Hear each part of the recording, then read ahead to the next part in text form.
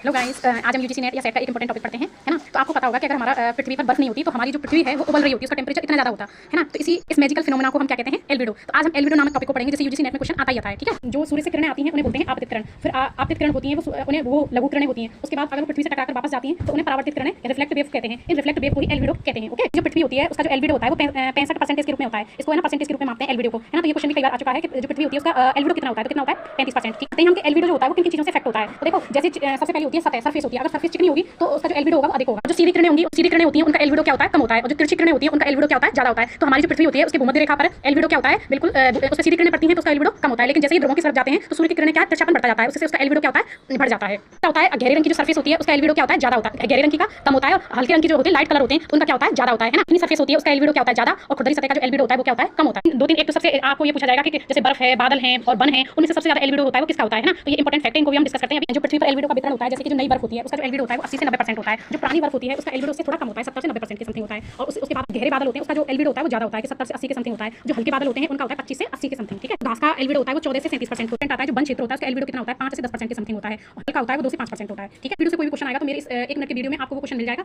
है ना। ऐसी वीडियो को 1 मिनट में अपने टॉपिक को कंप्लीट करने के लिए मेरे चैनल को लाइक एंड सब्सक्राइब करना ना भूलें। Thank you.